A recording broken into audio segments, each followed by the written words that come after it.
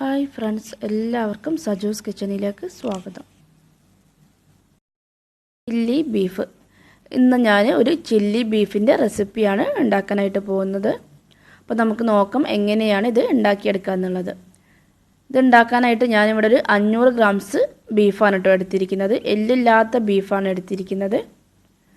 ഇനി അത് ഉണ്ടാക്കാനായിട്ട് നമ്മളൊരു കുക്കർ ഗ്യാസിൽ വെച്ചിട്ടുണ്ട്. അതിലേക്ക് ബീഫ് ഇട്ട് കൊടുക്കുക.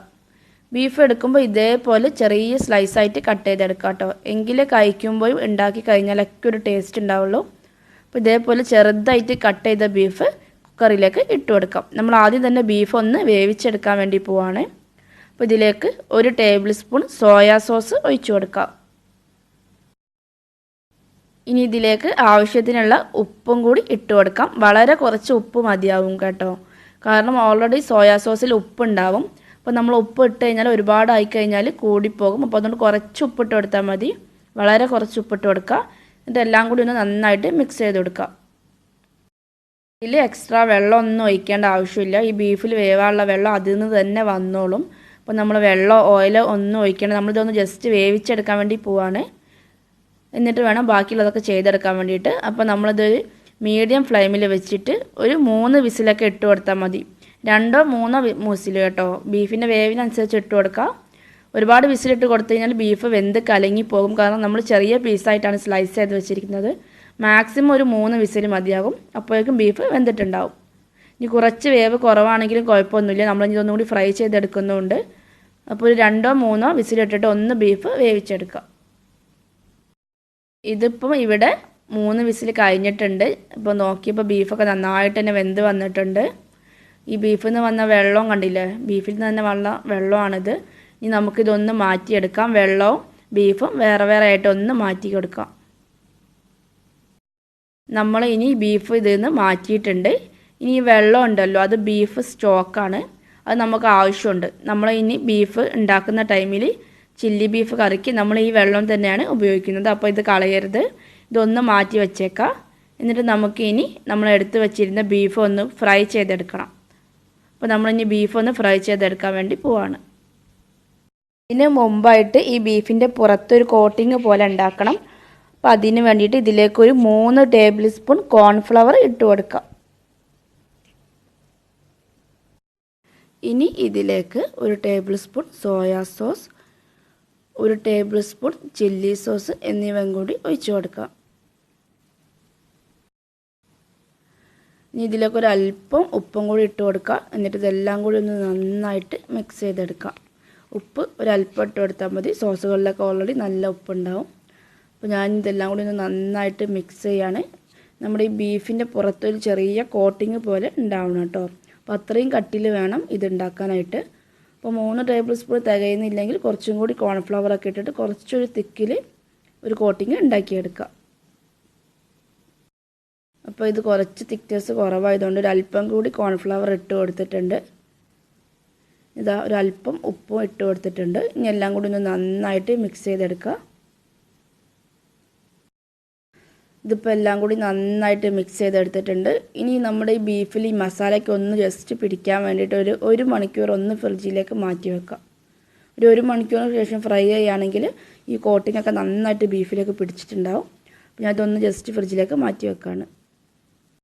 1 മണിക്കൂർ കഴിഞ്ഞ് ഞാൻ ഇത് ഫ്രൈ ചെയ്യാൻ വേണ്ടി പോവാണ്. അതിന് വേണ്ടിയിട്ട് ഒരു ചീനച്ചട്ടി ഗ്യാസിൽ വെച്ചിട്ട് കുറച്ച് ഓയിൽ ഒഴിച്ച് കൊടുക്കാം. ഇതിലേക്ക് നമുക്ക് ഫ്രൈ ചെയ്യാനുള്ള ബീഫ് ഇട്ട് കൊടുക്കാം.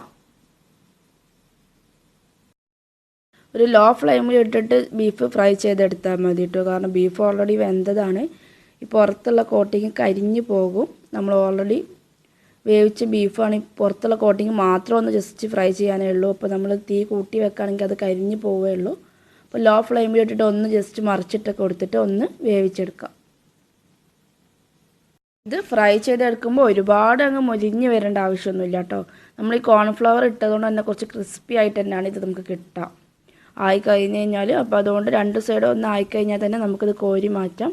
കുറച്ച് ക്രിസ്പി ആയിട്ടായിരിക്കും ഈ ബീഫ് ഫ്രൈ ഉണ്ടാവുക. അപ്പോൾ ഇതിപ്പോൾ 2 സൈഡും ആയിട്ടുണ്ട്. ഞാനിത് ഇനി കോരി മാറ്റാണ്. എന്നിട്ട് ബാക്കിയുള്ള ബീഫും കൂടി ഇട്ട് കൊടുത്തിട്ട് അതേപോലെ തന്നെ ഫ്രൈ ചെയ്തെടുക്കാം. ഇനി നമുക്ക് ചില്ലി ബീഫ് റെഡിയാക്കിയെടുക്കാം. ഇവിടെ ബീഫൊക്കെ ഫ്രൈ ചെയ്തെടുത്തിട്ടുണ്ട്. അപ്പോൾ അതിന് വേണ്ടിയിട്ട് ഞാൻ ഇതേപോലത്തെ ഒരു നോൺ സ്റ്റിക്ക് പാനാണ് ഗ്യാസിൽ വെച്ചിരിക്കുന്നത്. ഇതിലേക്ക് നമ്മൾ നേരത്തെ ഫ്രൈ ചെയ്യാൻ എടുത്ത ഓയിൽ ബാക്കിയുള്ളതുണ്ടല്ലോ, അത് ഒഴിച്ചു കൊടുക്കുക. ഒരു ടേബിൾ സ്പൂണൊക്കെ ഒഴിച്ചു കൊടുത്താൽ മതി.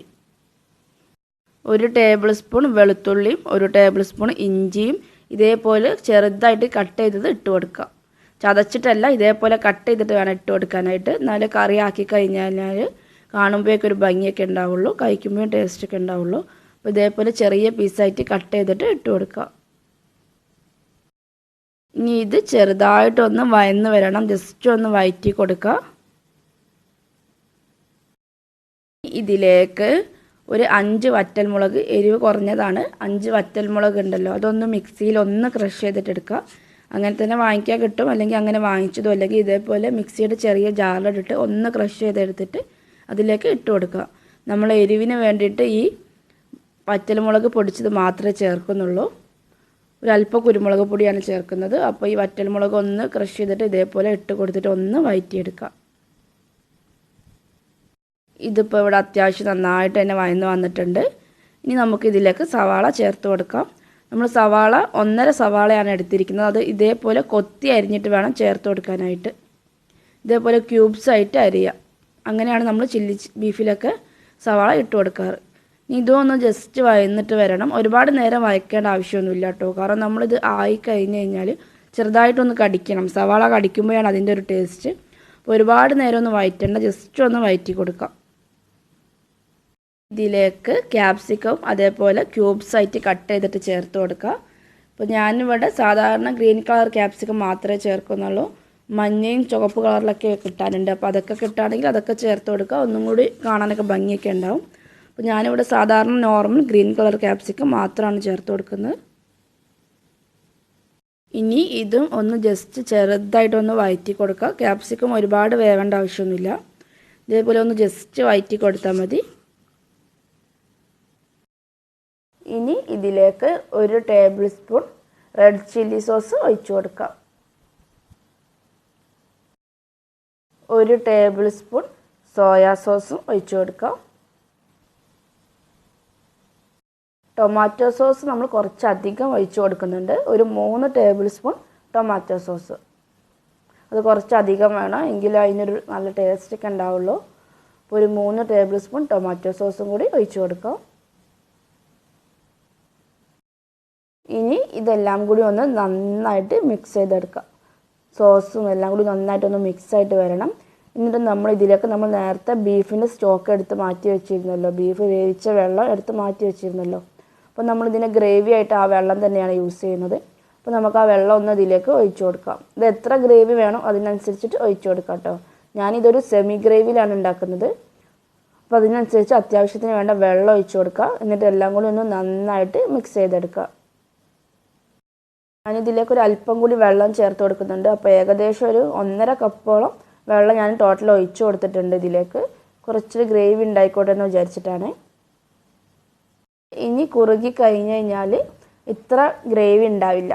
അപ്പോൾ അതുകൊണ്ടാണ് കുറച്ചധികം വെള്ളം ഒഴിച്ചു കൊടുത്തത്. ഇനി നമുക്കിതിലേക്ക് നമ്മൾ നേരത്തെ ഫ്രൈ ചെയ്തെടുത്ത് വെച്ചിരുന്ന ബീഫ് ഇട്ട് കൊടുക്കുക. എന്നിട്ട് എല്ലാം കൂടി ഒന്ന് നന്നായിട്ട് മിക്സ് ചെയ്ത് കൊടുക്കുക. അപ്പോൾ ഞാനിതാ ബീഫൊക്കെ ഇതിലേക്ക് ഇട്ട് കൊടുക്കുകയാണ്. ഇതുണ്ടാക്കാൻ സത്യം പറഞ്ഞാൽ വളരെ എളുപ്പമാണ് കേട്ടോ. ഈ പറയുന്ന പോലെ ഒരുപാട് ടൈമൊന്നും വേണ്ട. വളരെ പെട്ടെന്ന് നമുക്ക് റെസ്റ്റോറൻറ്റിൽ കിട്ടുന്ന അതേ ടേസ്റ്റിൽ വീട്ടിലുണ്ടാക്കിയെടുക്കാൻ വേണ്ടി പറ്റും. അപ്പോൾ ഞാൻ ഇതിലേക്ക് ബീഫ് ഇട്ട് കൊടുത്തിട്ടുണ്ട്. ഇതെല്ലാം കൂടി ഒന്ന് നന്നായിട്ട് മിക്സ് ചെയ്തെടുക്കുകയാണ്.